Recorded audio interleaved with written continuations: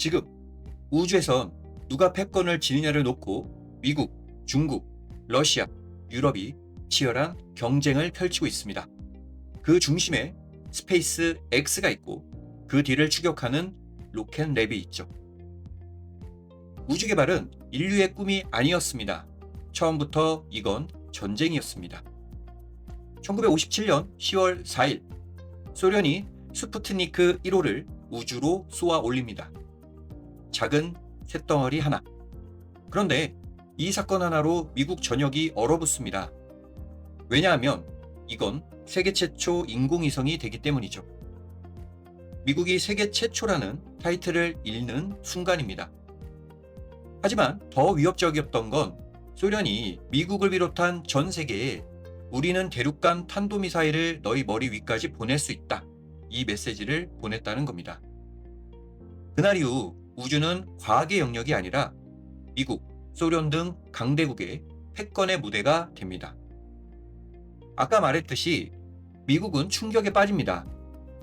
2차 세계대전도 이겼고 산업도 최고인데 하나를 뺏겼다? 그 순간 미국은 깨닫습니다.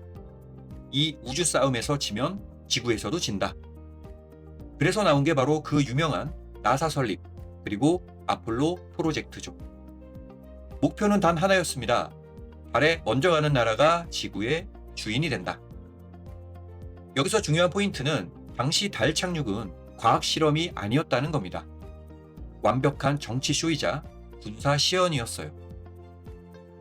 1969년 7월 20일 미국은 결국 아폴로 11호를 달에 착륙시킵니다. 닐 암스트롱의 그 유명한 말, 한 인간에게는 작은 발걸음이지만 인류에게는 위대한 도약이다. 하지만 이 문장의 진짜 의미는 이거였죠. 소련아, 이번 판은 우리가 이겼다. 이 순간 이후 소련은 우주 경쟁에서 사실상 밀려났고 미국은 기술 패권국 이미지를 붙입니다. 그리고 여기서 우주 개발의 첫 번째 아이러니가 시작됩니다. 미국은 달에 총 6번을 가는데요. 그런데 1972년 아폴로 17호를 마지막으로 달 탐사를 멈춥니다. 이유는 간단합니다. 이미 소련을 이겼기 때문이죠. 소련을 이겼고 정치적 목적도 달성했고 그런데 유지 비용은 너무 비쌌습니다. 달에 한 번 갈 때 드는 돈? 지금 가치로 수백조 원이었습니다. 그러니 이제는 달 탐사가 예산 낭비라는 문제가 제기되면서 나사 예산이 삭감되고 50년간 방치된 사업이 돼버리죠. 우주는 다시 국가 예산의 무덤이 되었고 대중의 관심에서도 서서히 식어갑니다. 즉 2차 세계대전에서 패배한 독일이 개발한 V2라는 미사일에서 시작된 소련과 미국의 로켓과 달 착륙 싸움은 이렇게 마무리되는가 싶었습니다. 그런데 이때 역사의 뒤편에서 조용히 불씨를 키우는 인물이 있었습니다. 이 사람 이름 꼭 기억해야 합니다. 첸세센, MIT, 칼텍 교수 출신이자 미공군 로켓 연구 핵심 인물이며 나사 전신 프로젝트 멤버였던 인물이죠. 한마디로 미국 로켓 기술의 핵심 두뇌였어요. 그런데 1950년대 미국의 메카시즘이라는 공산주의 마녀 사냥이 휩쓸립니다. 그리고 첸시에센은 중국계다, 사상이 수상하다라는 이유로 공산주의자로 몰립니다. 결과는요? 연구 금지, 가택 연금, 결국 중국으로의 추방. 이때 미국 정부는 이렇게 생각했습니다. 한 과학자쯤 내쫓아도 문제없겠지. 이 판단이 미국 우주전략 역사상 최악의 실수가 되죠. 첸시에센은 말했죠. 당신들이 버린 지식으로 내가 중국을 날게 하겠다. 중국으로 돌아간 첸시에센은 그 자리에서 중국 정부에 이렇게 말합니다. 로켓? 미국이 만든 것보다 더 강한 걸 만들 수 있다. 그는 중국 로켓 개발 총책임자가 되고 미사일, 위성, 발사체 기초를 전부 설계합니다. 오늘날 중국의 창정 로켓, 독자 위성 시스템, 달 탐사 프로그램이 모든 것의 뿌리가 바로 첸시에센인 겁니다. 미국이 추방한 한 천재가 중국을 우주강국으로 만들게 된 겁니다. 이건 단순한 과학 이야기가 아닙니다. 완벽한 지정학적 복수극이죠. 어찌됐든 1970년에서 2000년대 초반까지 우주는 조용했습니다. 미국은 돈이 안 되었고, 러시아는 돈이 없고, 중국은 아직 때가 아니었습니다. 달은 마치 옛 전쟁터처럼 방치된 땅이었습니다. 그런데 버려진 땅에는 항상 다시 가치를 발견하는 사람이 등장하죠. 이제 이야기는 민간기업 스페이스 X, 다시 달로 향하는 인류로 넘어갑니다. 2002년 인터넷 결제 회사 페이팔을 이베이에 매각하고 15억 달러라는 거액을 손에 쥔 인물들이 있습니다. 테슬라, 스페이스 X를 창업한 일론 머스크, 팔란티어를 창업한 피터 틸, 그리고 링크드인을 창업한 리드 호프먼, 유튜브를 창업한 스티브 첸과 체드 헐리 등등. 일각에선 이 사람들을 페이팔 마피아로 명명하기도 했습니다. 오늘 우리는 일론 머스크라는 사람을 이야기하고자 합니다. 그는 생각합니다. 인류는 지구에만 묶여 있으면 멸종한다. 그래서 그가 선택한 미친 짓은 바로 로켓 회사 창업이었습니다. 이때 주변 반응은 거의 비슷했죠. 민간 기업이 로켓을 만든다고? 나사도 못하는 걸 너가? 돈 태우는 취미치곤 너무 비싼데? 그러나 결국 스페이스 X가 태어납니다. 초기 스페이스 X는 실패 박물관에 가까웠습니다. 2006년, 2007년, 2008년 1차, 2차, 3차 발사 실패. 이 시점에서 머스크의 개인 재산은 거의 바닥났고 언론은 이렇게 말합니다. 또 하나의 허황된 억만장자 프로젝트. 그리고 결정적인 순간 네 번째 발사를 앞두고 회사 내부에서도 말이 나옵니다. 이번에도 실패하면 회사 접자. 이게 마지막이었습니다.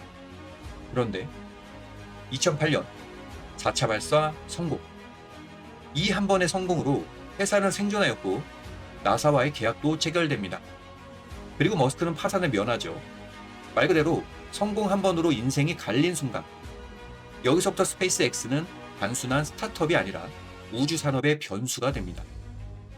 과거 민주주의와 공산주의가 우주 개발을 통해 우수성을 알리는 수단으로서 국가가 중심이 되었던 올드 스페이스가 경제성을 우선시하고 신기술로 무장한 기업이 중심이 되는 뉴 스페이스가 되는 순간이죠. 이제 진짜 중요한 이야기입니다. 스페이스 X의 핵심은 엔진도 아니고 연료도 아닙니다. 바로 착륙에 있습니다. 기존 로켓은 이랬습니다. 한 번 쓰고 바다에 버린다. 이건 마치 비행기를 한 번 타고 착륙하자마자 폭파시키는 것과 같습니다. 머스크는 이 구조를 보고 말합니다. 이건 미쳤다. 왜 가장 비싼 걸 매번 버리지? 그래서 나온 발상이 수직 착륙과 재사용 로켓이죠. 로켓 착륙은 초음속으로 떨어지는 빌딩을 젓가락으로 세워놓는 것과 같습니다. 그만큼 어렵습니다. 수많은 실패 영상이 있었죠. 폭발하고 전복되고 바다에 추락하고.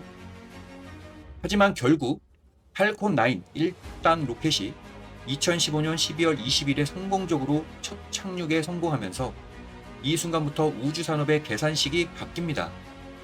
발사 비용은 10분의 1, 발사 빈도는 기하급수적 증가. 우주가 처음으로 사업이 되는 순간이었습니다. 이 기술 하나로 스페이스 X는 나사, 보잉, 유럽 우주 기업들을 한 번에 제쳐버립니다. 로켓 활용이 의미하는 건 단순합니다. 더 싸게, 더 자주, 더 많이. 이제 위성은 몇 년에 한 번 띄우는 국가 프로젝트가 아니라 민간 기업의 물류 사업이 됩니다. 그리고 여기서 등장하는 게 스타링크입니다. 로켓은 수단이고 진짜 목적은 우주 인프라다.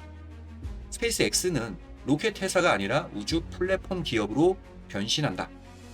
다만 이건 제 생각이지만 스타링크는 당장 지금 수익을 낼 수 있는 현실화된 사업이고 바로 25년 12월에 우리나라에서도 가정용 월 87,000원짜리 요금제가 공개되면서 수익을 곧바로 기하급수적으로 창출할 수 있는 분야가 되었고 스타쉽을 통한 스페이스 X의 인류 화성 이주 프로젝트는 장기 프로젝트이기 때문에 일단 우주 플랫폼 기업으로 변신은 하겠으나 결국 제가 아는 일론 머스크라면 로켓이 최종 목적이 되어 인류를 화성으로 보내는 기업이 바로 스페이스 X가 될 거라 생각합니다. 스페이스 X 하면 또 한 명 핵심 인물이 있습니다. 바로 천방지축 행동으로 모두가 함께 일하기 어렵다고 토로하는 그 일론 머스크 옆에서 20년 넘게 그를 보좌한 인물, 바로 노스웨스턴 대학에서 기계공학과 수학을 전공한 부인 슈웨델입니다. 머스크와의 우연히 만난 자리에서 머스크가 직접 엔진과 부품을 개발하고 로켓 발사 비용을 낮추는 데 전념하고 있다는 얘기를 듣고 불가능에 도전하는 것에 매료가 되어 스페이스 X에 합류했다고 하죠. 우주산업의 불공정 카르텔에 분노한 머스크는 나사가 수천억 원의 프로젝트를 경쟁 입찰이 아닌 수의 계약으로 처리해 왔다며 입찰 무효 소송을 제기하면서 결국 우주산업 최대 고객인 나사와의 관계를 악화시켰지만 부인 슈웨델이 엔지니어로서의 전문성을 발휘, 경쟁 입찰을 도입하는 데 힘을 썼다고 하죠. 결국 로켓 시험 발사에 성공하고도 로켓 발사 위탁하는 고객이 없어서 파산에 직면했을 때 나사의 입찰을 따내며 운영 자금을 확보하게 됩니다. 정리하자면 현재 스페이스 X는 누구도 성공한 적 없는 로켓 착륙 기술을 바탕으로 99%가 넘는 압도적인 성공률로 로켓 발사를 이어가고 있고 현재 연간 100회 이상 대형 로켓을 발사하고 있습니다. 또한 역사적인 기록으로서 지난 21년에 사전 5기 끝에 스타쉽 시험 비행 착륙이라는 업적을 남기게 됩니다. 또한 스타링크라는 위성통신 사업을 통해 폭발적인 가입자 증가에 따른 매출이 기하급수적으로 증가할 수 있는 상황입니다. 또한 스페이스 X 상장 기대감이 26년에 남아있는 상황으로 위성 사업인 스타링크만 상장할 가능성도 크다고 보여지고 있지만 어찌됐든 스페이스 X 상장에 대한 시장에서의 관심이 계속되고 있는 현 시점입니다. 로켓랩의 CEO 피터 백은 대학을 나오지도 않았고 미국 실리콘밸리가 아닌 뉴질랜드에서 로켓랩을 창업했습니다. 이 시점에서 이미 시장은 비웃었죠. 우주 기업이 뉴질랜드에서? 하지만 로켓랩의 미친 발상력을 보면 그 비웃음은 사라집니다. 로켓랩의 미친 발상 첫 번째, 왜 로켓을 쇳덩어리로 만드나? 로켓랩은 로켓 동체를 탄소 복합 소재로 만듭니다. 이게 왜 중요하냐면 철보다 훨씬 가볍고 열과 압력에 강하고 연료 효율이 극적으로 개선되기 때문이죠. 즉, 작은 로켓으로도 우주에 갈 수 있게 된 겁니다. 이 로켓이 바로 소형 위성 전용 로켓 일렉트론입니다. 로켓랩의 미친 발상 두 번째, 엔진을 사람이 직접 제작할 필요가 있을까? 로켓랩은 로켓 엔진을 3D 프린팅으로 제작합니다.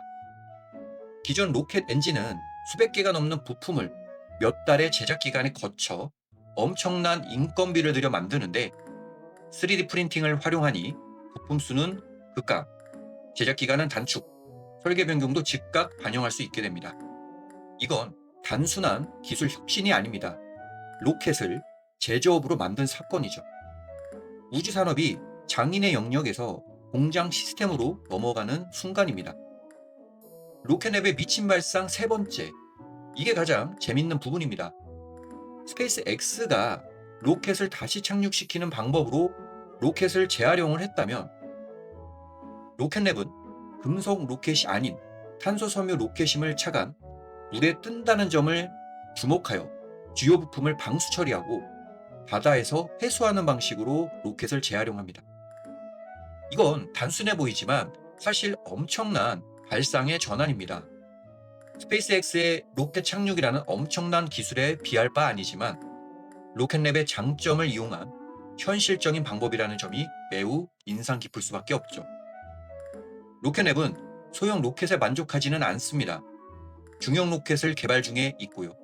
물론 CEO 피터 백은 대형 로켓은 필요 없다고 봤지만 스페이스X가 대형 로켓으로 소형 위성 수십 개를 한꺼번에 발사하는 충격적인 장면을 보고 조금 더 큰 로켓 발사의 필요성을 인정하면서 개발하고 있죠.